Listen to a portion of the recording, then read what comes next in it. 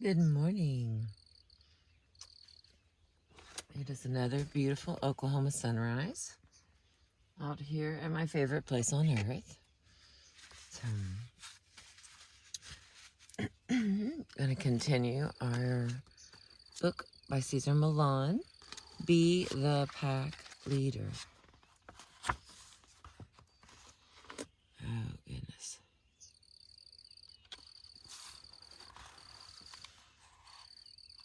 All right, well, what it says is, or what my, it's been a few days, so, and they were long days.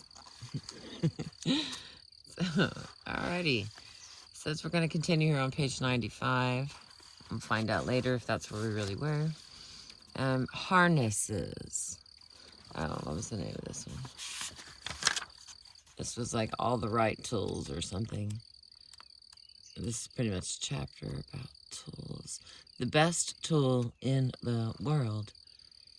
Training is a term we have been conditioned to accept as something we do through tasks and by using tools.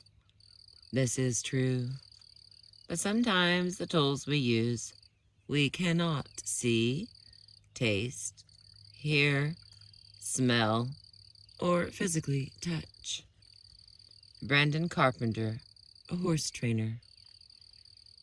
There's no A, it just says horse trainer. The actual pronoun. Okay, harnesses. Let me take it in for a second, y'all. It is just beautiful. There's like, that's pretty over there, but like, there's a bunch more pretty over here.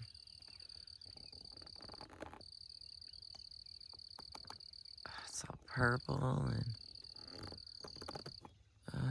this is a wish you were here moment. All right, friends,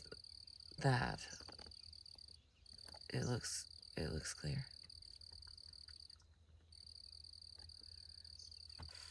All right, babies, here we go. Harnesses. Recently, I was in Central Park in New York, observing all the thousands of dogs and their owners. New Yorkers are great, much more than Angelinos with big backyards. New Yorkers intuitively understand that dogs have to walk. Obviously, if a dog lives in a small apartment all day, he has to walk. New Yorkers are big walkers, too. However, only a small percentage of the dogs I saw in the park were being walked correctly. There were lots of owners being pulled. Excuse me. There were lots of owners being pulled all over the paths by their dogs.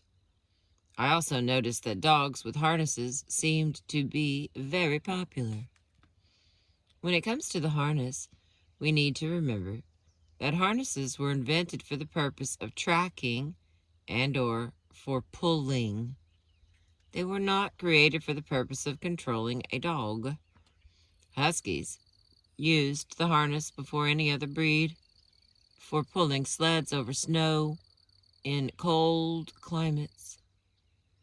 Cart dogs, like the Swiss Mountain Dog and German Shepherd Dog in Germany, were harnessed in order to carry loads for people. Saint Bernards wear harnesses so they can rescue people from the snow. The harness allows the dog to use the entire weight of his body to leverage to perform that task. Obviously, whatever's being pulled is behind the dog, even if it's the owner.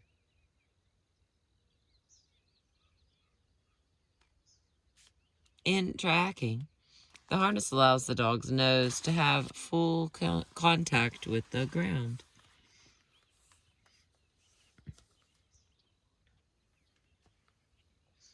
A collar or leash around a dog's neck doesn't allow him free use of his nose.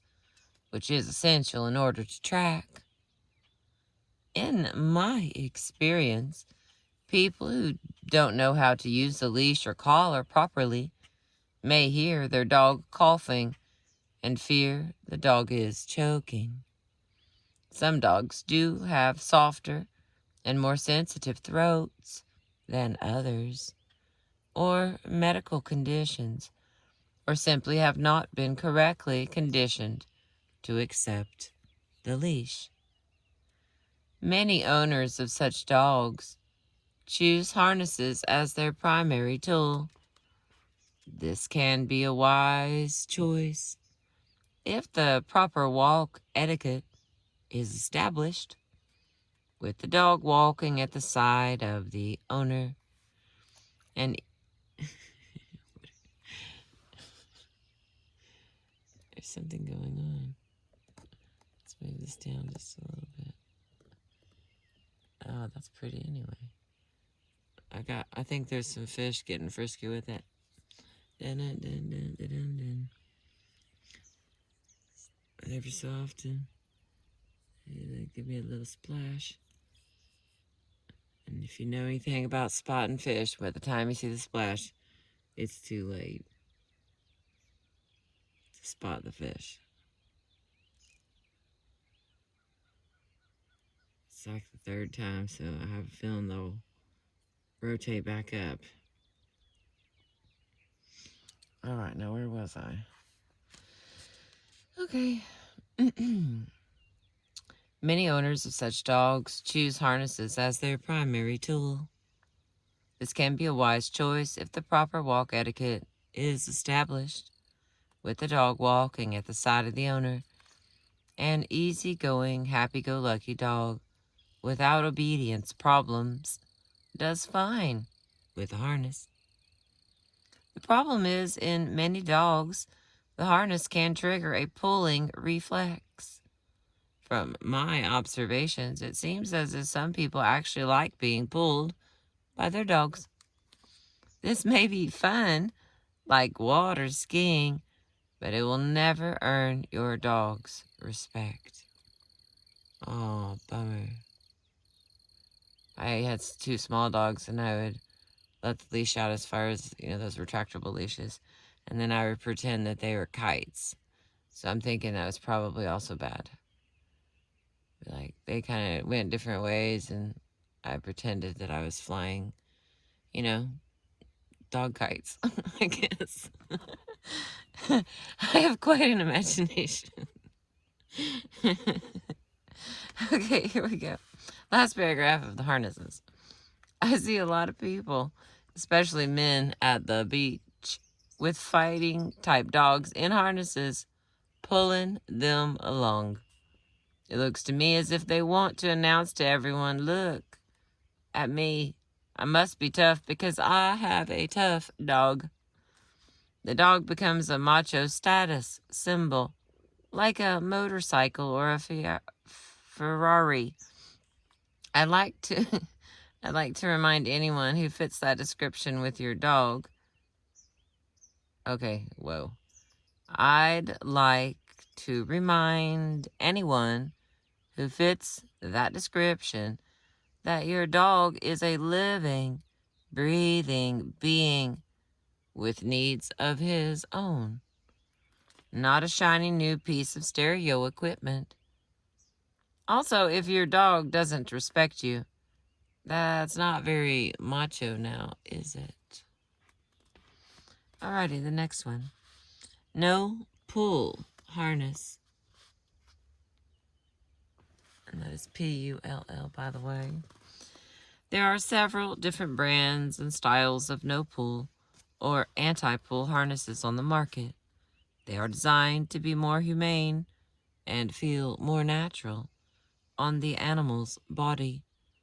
You can even buy them for pigs, cats, rabbits, etc. Then regular harnesses, leashes, or other types of leads. This type of harness is supposed to gently squeeze the dog's chest when he starts to pull. It creates an uncomfortable sensation that is supposed to discourage him from pulling. Many owners swear by this tool, but like every tool listed here, it can have its downside.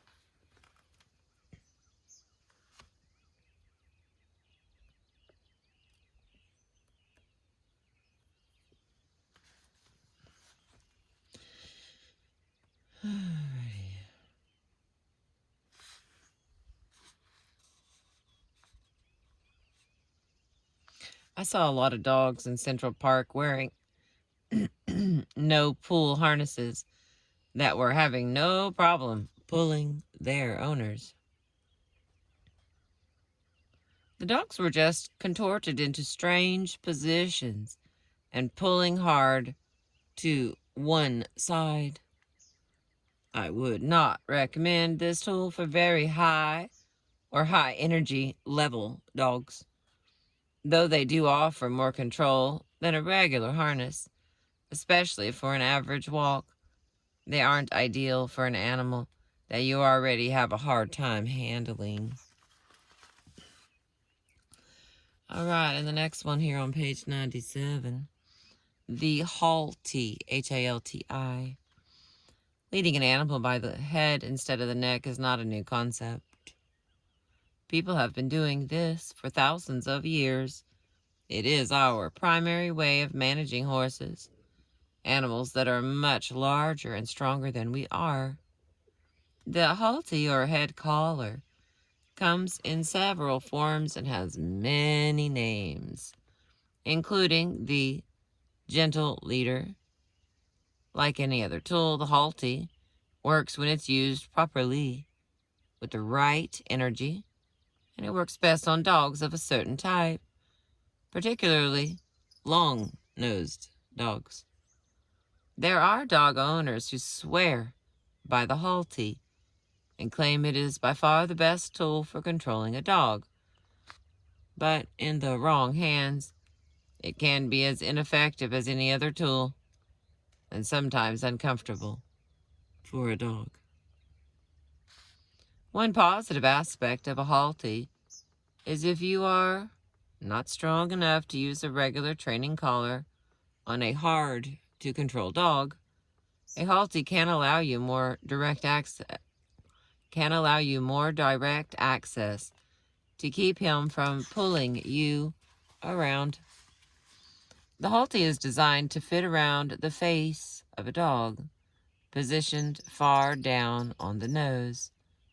It works on the same principle as any device that allows you to give a dog a correction when he behaves in a way that you do not agree with.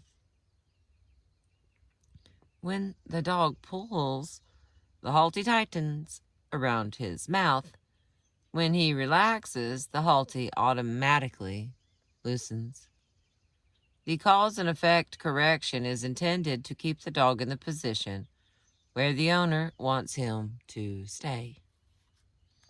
One downside of a halti is that some dogs automatically feel uncomfortable wearing it. It is not natural to have something foreign around their mouths. And it's an easy device for them to revolt against. They can use their front paws to try and rub it off, or they can twist their heads around trying to shake it off. The best remedy for this is to make sure to associate early experiences of the halti with very positive rewards, such as food and a massage. As always, I recommend a professional trainer or behaviorist, a vet technician, or at the very least, reputable pet store representative. Make sure you have the halti that correctly fits your dog, so there is no possibility of physical strain or damage. And anyone who chooses this tool must be sure to work on their leadership skills in the home to make sure that the dog doesn't become dependent on the halti as its only excuse for good behavior. All right, let me have a little. Gotta wet my whistle.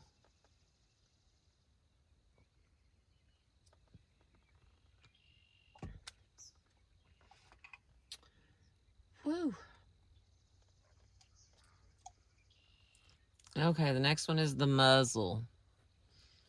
We are on page 98, running into 99. We're zippity-doo-dah through this book. Thanks for being with me. Letting me read to you. You know I appreciate you.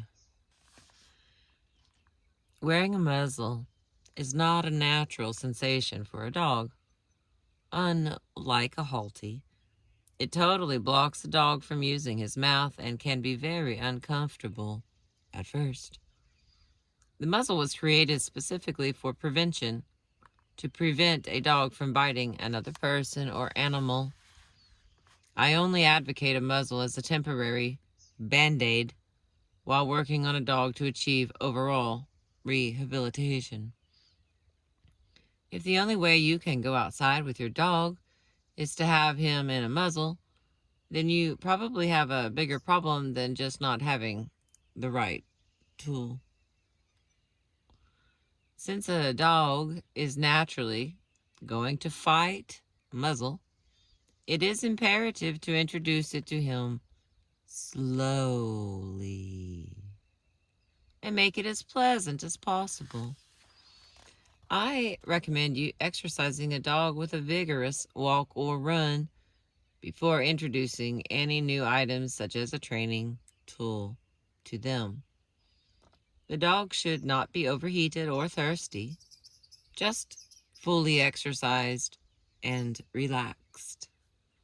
Then, armed with some exotic treats like hot dogs, hamburgers, or real cooked chicken, introduce him to the muzzle by letting him smell and explore it on his own.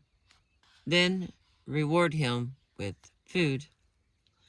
Next, put the muzzle over his head, but not around his face. He might be uncomfortable with it at first, but leave it there until he relaxes, and then reward him with food. You can only give him food when he is relaxed. The goal is for him to associate the muzzle with pleasure, food, and with relaxation.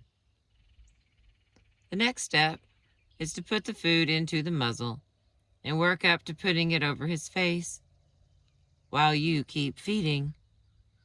Leave it there a little while until he's totally relaxed, and then take it off and come back again later. Don't expect to have your dog accept the muzzle and be out on a walk right away. Come back to your dog an hour or two later. Then start the reward process with the muzzle on the face. Once you have the muzzle tied and your dog is walking with it, reward him with food every time you take it off as well. Many dogs will fight any item you put on their bodies, even if it's for their own good. Nothing like boots for snow or extreme heat or a bandage ever feels natural to a dog the first time out. It's up to you to take the time and the patience to build up an association for the dog that any tool you use has a positive reward attached to it. Okay, I'm going to put this up here, in spite of it being incredibly beautiful. So, basic guidelines from muzzling. Over here, we're going to have a picture of a dog, just so you can see. Come on, baby.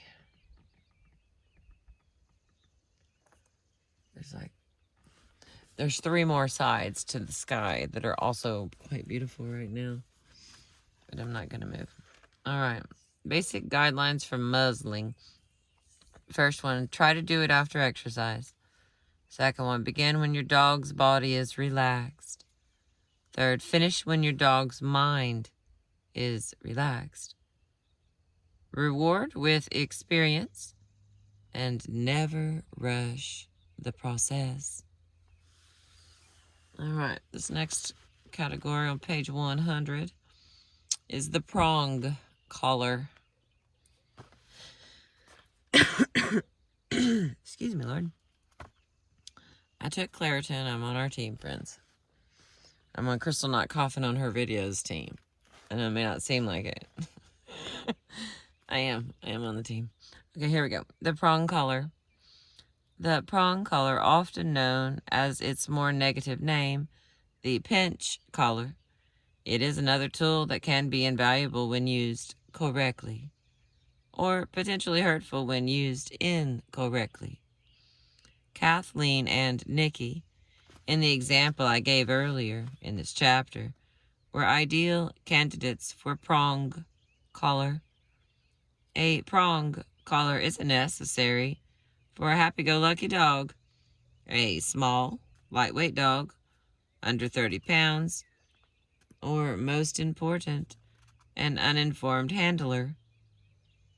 In other cases, however, such as Kathleen's, it can make the difference between responsible dog ownership and an accident waiting to happen. Between saving an unstable animal and being forced to return him to a shelter where the only choice he has left is death. The pronged collar was designed to mimic the bite of a mother dog or a more dominant dog, much like the claw hand correction that I used as a natural rehabilitation method. Most carnivores, even those with powerful claws, use their teeth as their primary disciplinary tool. They bare their teeth as a warning, and they bite, either firmly or gently, to signal displeasure with another animal. Mother bears, mother tigers, and mother dogs all bite the necks or scruffs of their young to tell them to stop that. It's not a bite that breaks the skin or even causes pain, but it gets the point across. Used correctly, I believe a prong collar can create an instant reaction much more quickly than many other tools, simply because it's based on nature. The basic prong collar operates on the same principles. It is made up of a chain link. It is made up of chain links that are pointed toward the loose skin around a dog's neck. When the owner tightens the collar, it gives a quick, startling correction, like a bite. If done properly, it should never be painful. In fact, an ideal prong collar correction should feel like pressure rather than pinching, digging into the muscle in such a way that it actually creates relaxation. Imagine an experienced masseuse digging her thumbs into the tight muscles in your neck. You first feel pressure, then an immediate release. An informed prong collar user can create such relaxation in a tense dog, but an incorrect use of the collar can actually create more tension and lead a dog into a fight. Once again, a correction given with the wrong energy, frustration and anger, or timed wrong, given intermittently, not at the instant that the behavior occurs, is going to hurt the dog. If the handler is flailing about, making a correction over and over because the dog isn't responding, it's possible to make a dog become numb to the correction. A prong collar that's too loose can fall out of position. Repeated, violent tugs on a prong collar can puncture a dog's skin, especially if the collar hasn't been fitted correctly. The objective is pressure, never pain. Okay, we caught that one. Hallelujah. Thank you, baby. came up and gave me a wave. But I didn't see it, of course, because by the time the splash is here, the fish is gone. And I was reading, but I'm going to replay it. See what kind of fish it was. I'm going to guess. You never really know. I just want to be fair. You never really know. It's just a fun game. It's just a game. If you fish or you like to play what kind of fish was that just jumped out of the water games, then you understand. And if you don't, then you're totally missing out. It's like better than guessing shapes of clouds. Because there is a chance you did see what kind of fish it was on that cloud guessing game. It gets real sketch real fast, you know what I'm saying? Okay, back to I think I hear turkeys. All right, let's get out of this. Come on, babies. Stay with me. All right. Once again, a correction given with the wrong energy, frustration, and anger, or timed wrong, given intermittently, not at the instant the behavior occurs, is going to hurt the dog. If the handler is flailing about making a correction over and over because the dog isn't responding, it's possible to make a dog become numb to the correction, and that is turkeys. I can hear them hobgobbling. Is that what they do? They're gobbling. I don't know if they're hobgobbling, but whatever. All right. I haven't had enough people to talk to this morning. I just drove straight out here. And I really cut back on other people communication, so.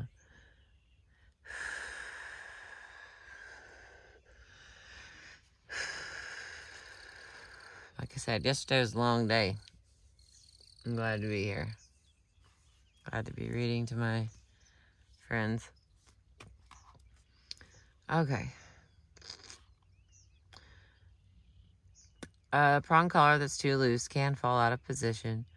Repeated violent tugs on a prong collar can puncture a dog's skin, especially if the collar hasn't been fitted correctly. The object is pressure, never pain. Fortunately, prong collars with plastic prongs and rubber bumpers over the points now exist, so the dog doesn't even have to feel metal. He can just feel rubber or soft plastic. In general, owners who have dogs that react in violently territorial or dominant ways around other dogs should be trained by a professional in the proper use of a prong collar before using it. Since, in my opinion, it can put the idea of a bite into the head of a dog that is already wound up.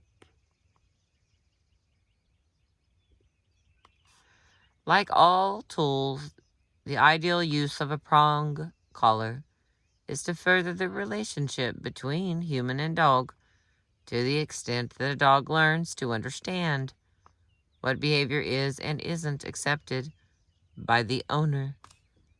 The goal is for the dog to come to respect the human as pack leader, so the human will be relying more on her own leadership skills and energy, not on any tool to communicate her wishes to her dog. All right.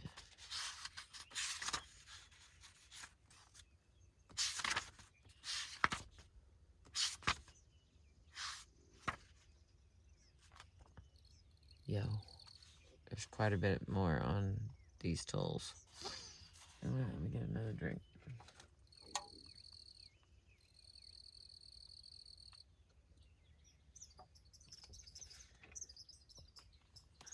All right, here we go.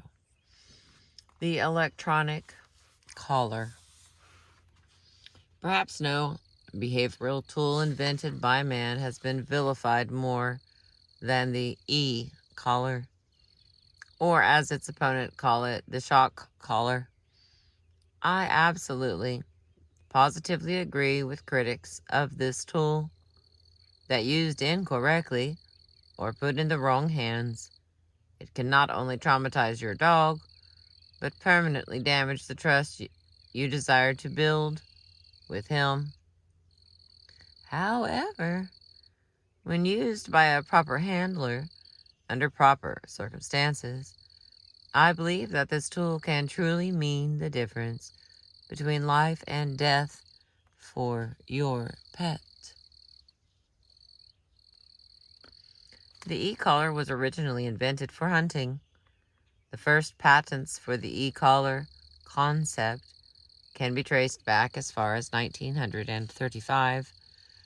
The whole point of the tool was to be able to correct a dog that may be following the wrong scent, which is now, say, half a mile away.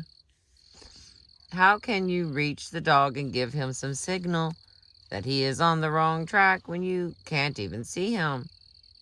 In addition, hunting breeds have highly developed noses, and once they are onto a scent, redirecting them is next to impossible, even when close up, let alone far from the handler's physical reach.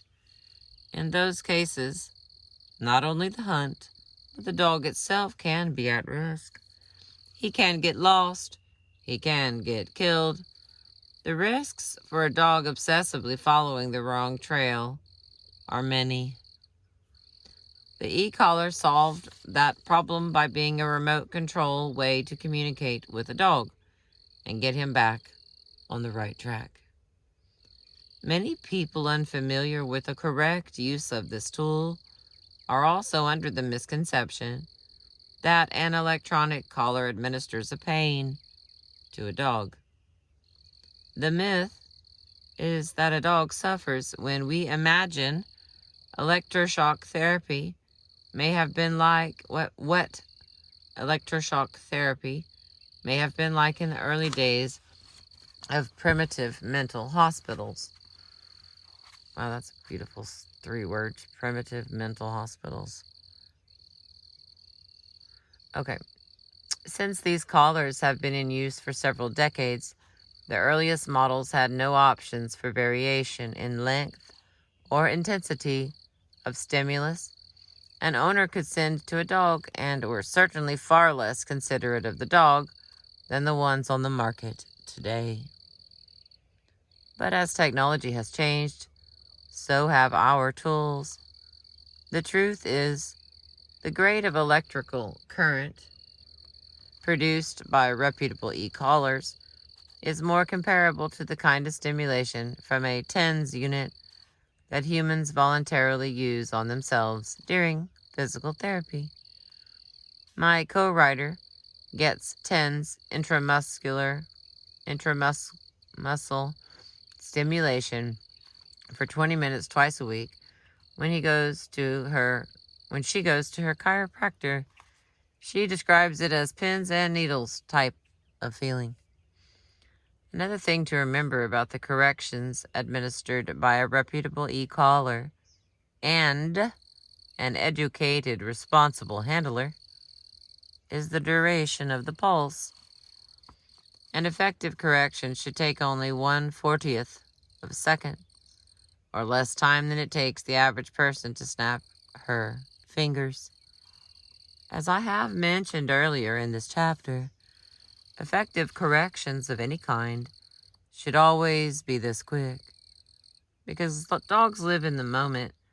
A correction has to come in the split second when unwanted behavior begins.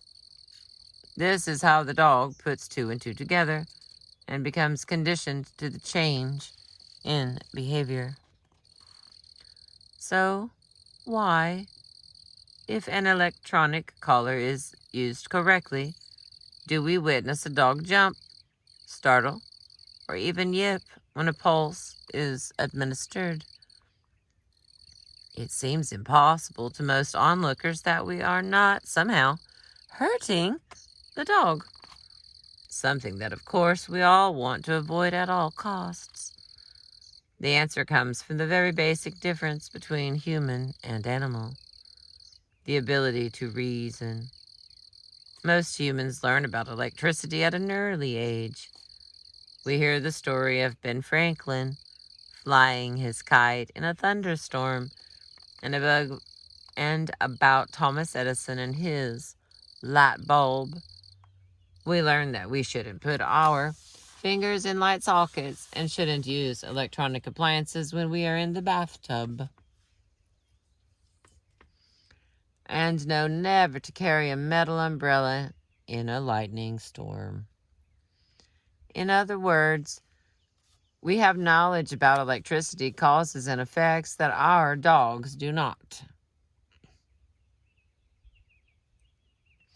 The sensation of a mild electric shock, like that of scuffing our feet on a carpet or of a TENS unit relaxing our muscles in the chiropractor's office, is not a totally foreign sensation to us. In the latter case, we understand that it might feel a little weird at first, but that ultimately it's doing us good. To a primitive human living outside of our civilization, however, it would most likely produce the same startled, uncomfortable feeling that an e-collar produces in a dog. Fortunately, today's modern e-collars have graduated steps of stimulation, which we can totally control, starting at such a low level that a dog barely feels any sensation at all. That's the correct place to safely introduce any dog to an e-collar.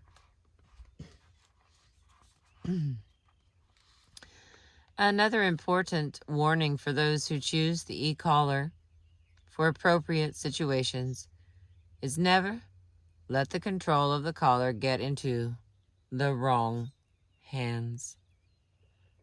The family member or members responsible for the e-collar conditioning should keep the remote control with them at all times or keep it in a safe place in case children or others who might not understand the process find it and misuse it. As I discussed in Chapter 3, positive punishment can be an effective training method. It can also be the most destructive method if used incorrectly or haphazardly. When a dog is startled by the e-collar's pulse, he instantly relates it to an object or a behavior that he is engaging in at the time.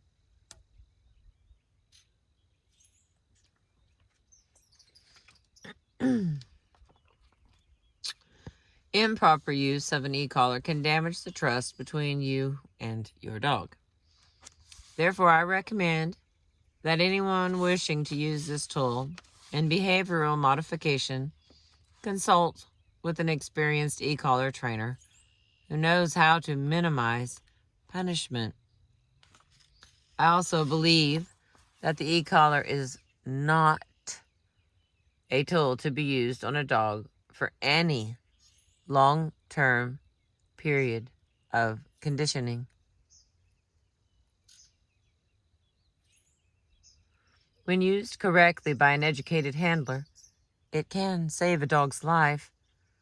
But as always, our aim should ultimately be to remove the need for its use by calm, assertive leadership.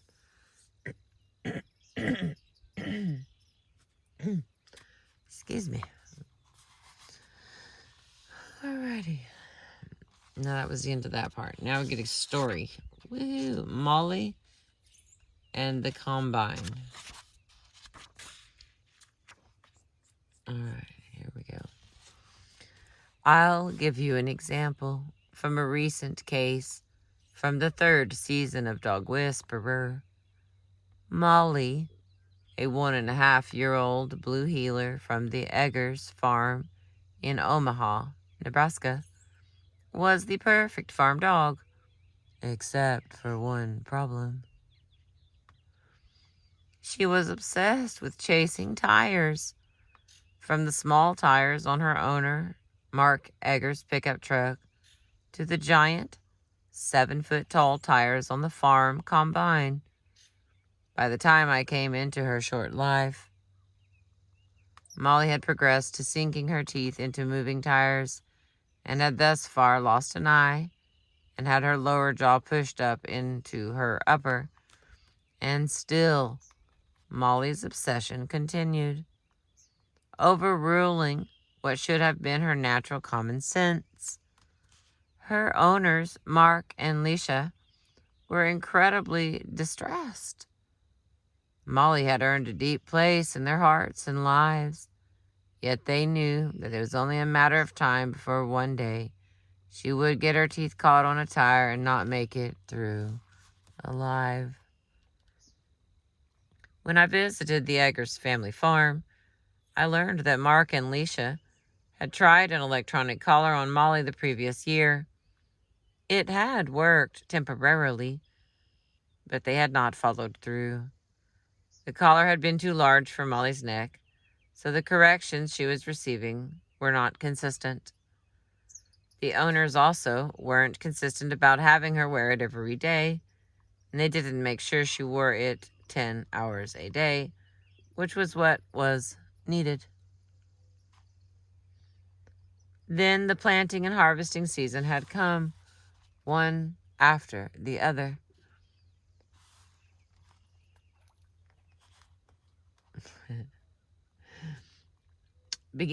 Being working farmers, the Eggers had to put their livelihood above Molly's reconditioning. So the collar idea was dropped. And it wasn't long before Molly got into another serious accident. I brought Molly a Dogtra electronic collar that was the perfect size for her small neck. We made sure she was comfortable with the collar before starting the corrections exercise. Then we tempted her with the pickup truck tires.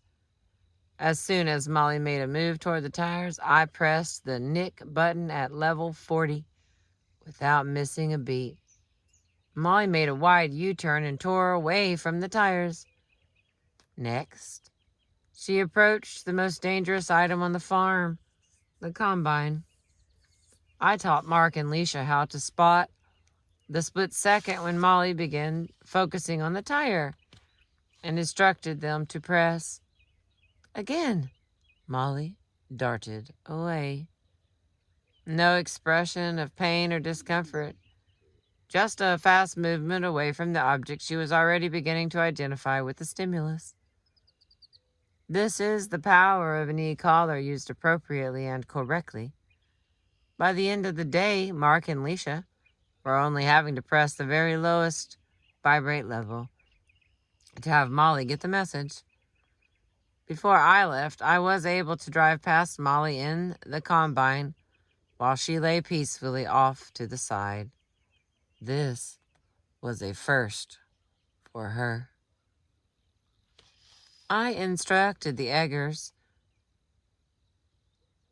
to leave the collar on for 10 hours each day for 3 months and to continue to use the lowest level of correction necessary, in this case, vibrate.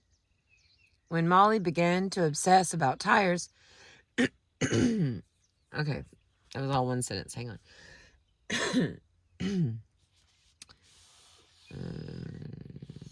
3 months later, Molly's tire obsession was completely gone.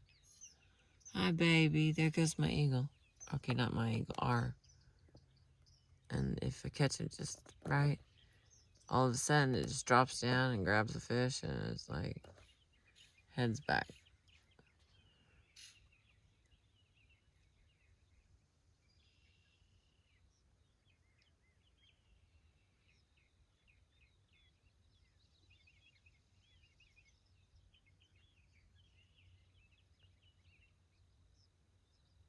It's so birdie this morning.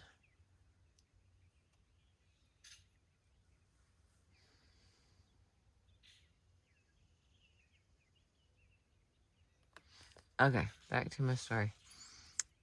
We're getting close. I instructed the eggers to leave the collar on for 10 hours a day. Oh, wait, I already read that. 3 months later, Molly's tire obsession was completely gone, and so was her need for the e-collar. With minimal discomfort, Molly can now look forward to the long, productive life of a cattle dog, and her family can look forward to many happy years of loving her. Okay, here's the next one. It's another story, so I'm going to squeeze it in on this video. Thanks again for letting me read to you. I appreciate you. Rocco and the rattlesnake.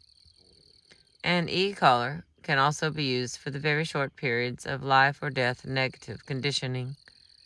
Recently, my friend Jada Pinkett Smith lost her beloved dog Rocco after he was attacked by a rattlesnake on her high desert property.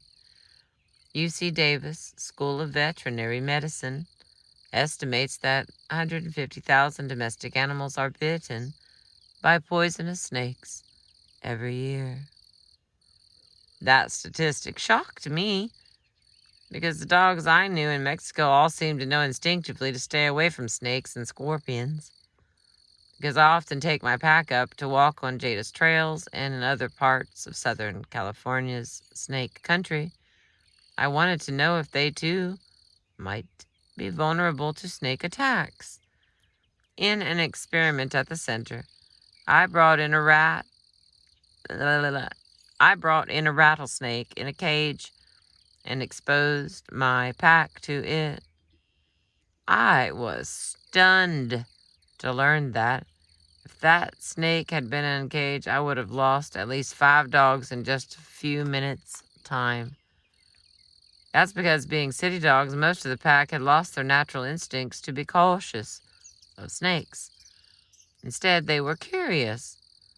In that split second between their initial curiosity and their instincts kicking in to tell them that the snake could hurt them, the snake could have taken any number of them out, the same way that rattler ultimately killed Rocco. Jada and I decided to hire a professional whose specialty is conditioning dogs to avoid snakes, and have him work with each member of both of our packs. Bob Kettle was a rugged, salt-of-the-earth guy, and his tool was the collar. He would use more than one snake to make sure the dog's associations with the snakes weren't too specific. Since different snakes have different scents, he instructed me to take my dog out on the field and approach the snake cages. Daddy was the first dog I took out there. The moment Daddy keyed in on the snake, Bob would yell, "Break," to me, and at the instant he would administer the pulse, I would turn and pull Daddy away from the snake. We did this for less than 10 minutes, and by the end of it, the last thing Daddy ever wanted to do in his life was go near a snake.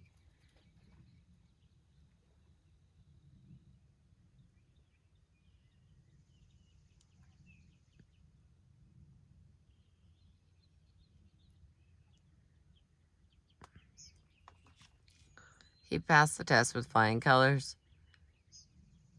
and then played with me happily for an hour afterward. 1 week later, I brought a cage snake to the center to give Daddy a final exam. Daddy didn't even need to see the snake to get behind me and stay back. The conditioning took just 10 minutes, but I gained a lifetime of peace of mind for myself when walking with Daddy and the rest of my pack in the snake-infested Santa Monica Mountains. There are 2 examples where I believe the e-collar was a wise and humane choice for dogs. These are the 2 examples. In life or death cases like this, and like Molly's situation, when people ask me whether or not I support e-collars, I would have to say yes. All right, next little piece here is dangers of e-collars. As I have mentioned previously, in the wrong hands and used incorrectly, E-collars can have negative consequences. However, thanks to advances in the e-collar, correctly using techniques that apply only low-level stimulation have made it a useful aid in training and behavioral modification for appropriate situations. The e-collar should always be introduced to the dog so he understands what the stimulations mean. By finding the level that the dog just barely feels, it should not frighten or concern him, but instead be just a new and different sensation he responds to, like the feel of a new leash. Without a gentle introduction to gain understanding, you can ruin your relationship and possibly damage the all-important trust between you and your dog. I have to stress again that to use any tool effectively, we still need to be calm and assertive leaders. Trust and respect are the keystones of the human-dog relationship. If you don't have both, then you really don't have a balanced relationship between you and your pet. The most effective use of the e-collar is to use it for compulsion. Yet there are people out there who practice methods like this. Why? Because often they produce faster, though usually superficial, and temporary results. When I worked in a dog training facility that also trained guard and attack dogs, many of these methods that I now view as mostly dangerous and negative for dogs were used on a daily basis. The establishment was being paid a lot of money to get dogs to respond to commands in 2 weeks' time. And so we staff members were told to do whatever it took to get those results in 2 weeks. That is one of the reasons I began to change my outlook on dogs and dog training and develop my concept for dog rehabilitation instead. There is absolutely no point in giving an insecure dog a 2-week deadline to learn obedience.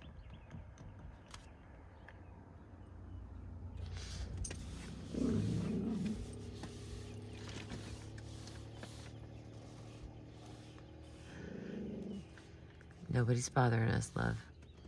All right. Every dog needs its own period of time to learn and to become balanced. It's not something you can rush.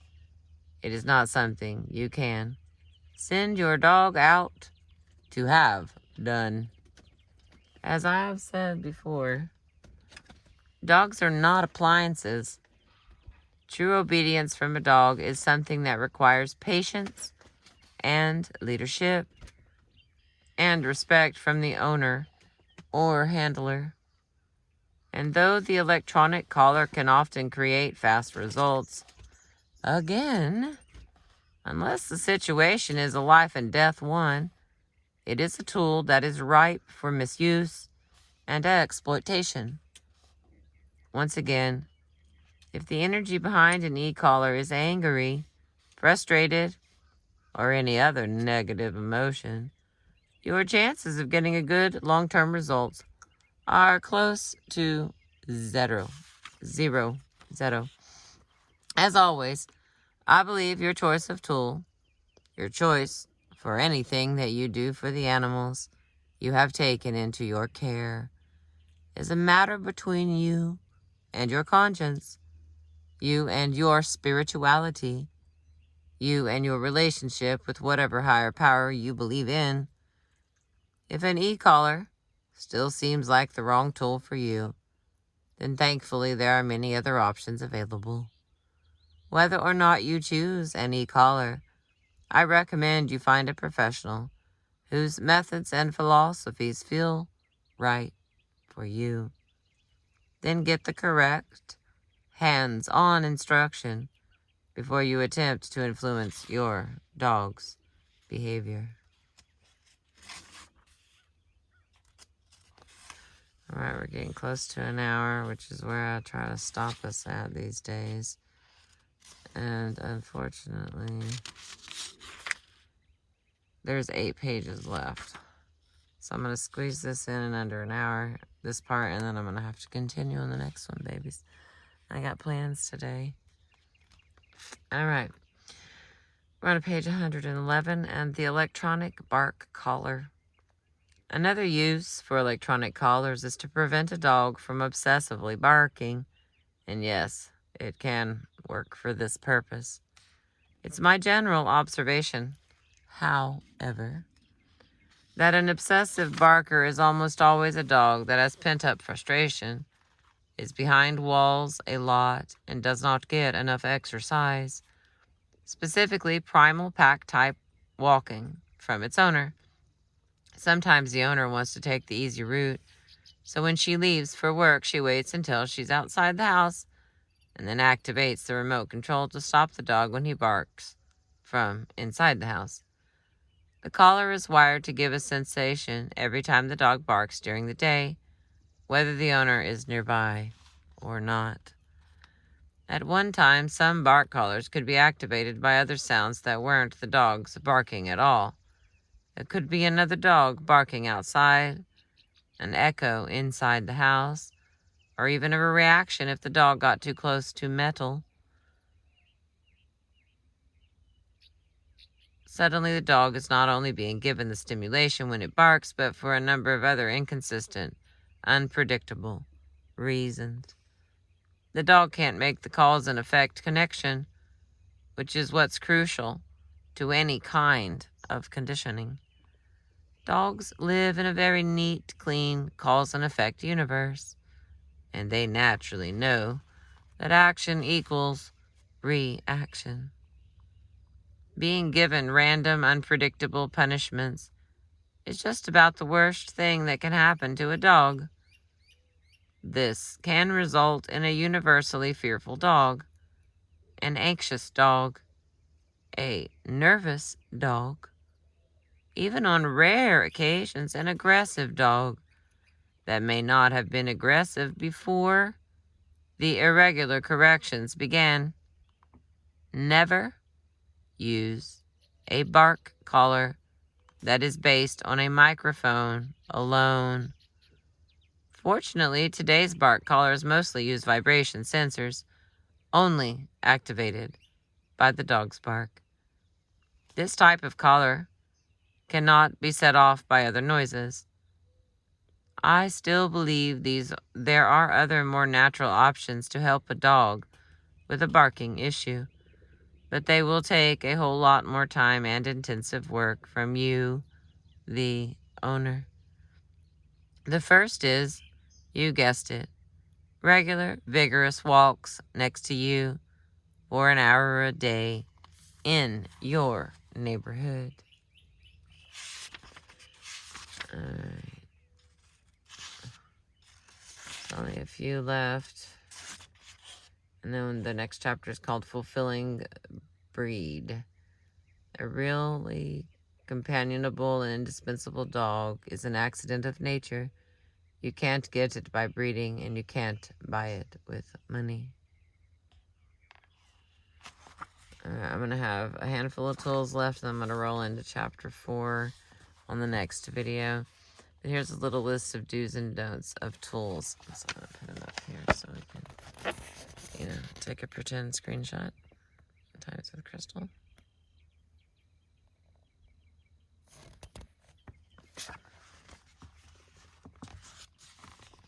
Do thoroughly research the tool you are thinking of using. Don't take anyone's opinion as gospel. Check out at least 3 sources. Do contact a professional if you are unfamiliar with a tool. Do remember that a tool is only an extension of you and your energy. Do work toward reducing your need for tools, especially advanced tools. Do continue to work on your calm, assertive energy and leadership skills, no matter what tool you are using. Don't use any tool if you are tense, anxious, angry, or frustrated, don't think of any tool as punishment. Don't rely on advanced tools such as e-collars as permanent solutions. And don't use any tool that you are not 100% comfortable using intellectually, morally, or spiritually, no matter what the experts say. Learning how to communicate rules, boundaries, and limitations through energy. There is no substitute for that energy and bond, no tool that money can buy, and almost no experience on earth can rival the kind of spiritual closeness that occurs when you and your dog are truly, naturally in sync. All right, maybe like 4 more, and then I'll go on to the next one. Just reminding you what we're reading here. Thank you. I appreciate you. It was a beautiful morning.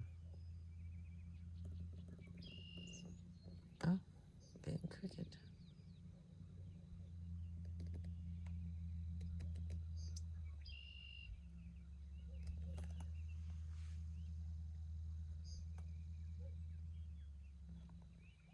Oops.